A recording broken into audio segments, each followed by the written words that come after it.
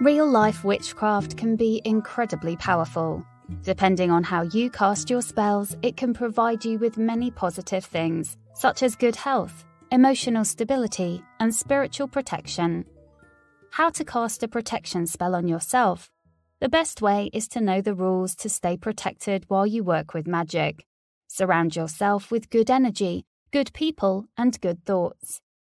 8 safety rules for casting spells smoothly. 1. Remember the Wiccan rede.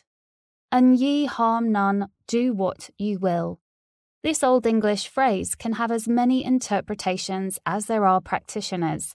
What exactly is to harm, and what is your will?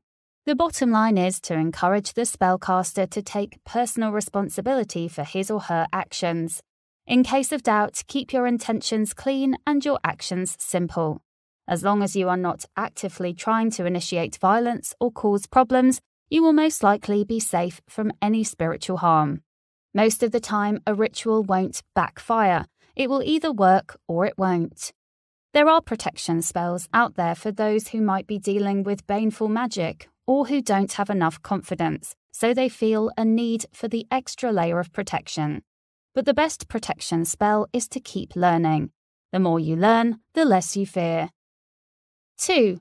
Do not cast spells that try to manipulate others. This emerges from Rule 1, and it tells us that even though sometimes we don't realize it, by wanting to change someone's behavior, we might actually be causing them harm. Your spells should not be used to try to change people's minds, behaviors, or influence their decisions. If you are dealing with a toxic person, you can always wish for them to fully understand the consequences of their actions or to find success and realization far away from you. It's better to seek for justice instead of revenge and let the universe provide their due punishment. For example, use a return to sender spell for justice. A good way to make sure your spell won't have any negative effects is to say, "for the greater good of everyone involved," to finish your spell.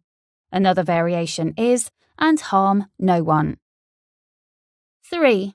Do not cast spells on behalf of others without their consent. It's very notable that you want to use your witchcraft to help others, but in order to do it responsibly, you must let them know exactly what you are going to do before starting and get their permission to do so. Do not try to impose your beliefs and practices on other people. It's always better to let the interested party come to you and ask you for help before attempting any spiritual work on someone. 4. Keep your spell work private. If you tell a wish, it won't come true. The ancient superstition has some real meaning behind it. For many centuries, witches couldn't openly talk about their spirituality for fear of being persecuted and punished. Today, we are free to talk openly about our beliefs, but we must be respectful towards others and try not to boast about our peculiar spiritual practices, especially when they haven't asked about it. More importantly, if you tell someone about a spell you're working on, their own feelings and thoughts might interfere directly or indirectly on the outcome of your work. Always perform your magic in a private and safe place. Within a coven or circle of trust, one or more practitioners could be aligned towards the same goal and intentions, effectively sharing their energy for a spell. Share your spells with witches you love and trust. 5. Protect nature and the environment. Try to use biodegradable materials and tools for your spell casting works. In this way, you help minimize your footprint on the planet. Always be conscious about how you dispose of your ritual remains and clean after yourself whenever you practice magic outdoors or in nature. A good practice is to check labels for fair trade or ethically sourced ingredients. Try to buy from a local supplier whenever you can. Grow your own herbs and create your own tinctures at home. 6. Practice fire safety. If you are going to cast candle spells, always place candles in a sturdy candle holder. Avoid placing them in windows with blinds or curtains that may catch fire. Do not leave candles burning unattended. If a candle must burn continuously, be sure it is enclosed in a glass container and placed in a sink on a metal tray, or in a deep basin filled with water. 7. Perform cleanses and stay protected. Anytime you feel disturbances or energy blockages in or around you, it's a good idea to regain your balance by performing a spiritual cleanse, a home blessing, or a bath spell. By regularly clearing your personal spaces, home, workplace, and also your body, you will stay protected from psychic attacks and avoid picking up negative energies from everyday interactions.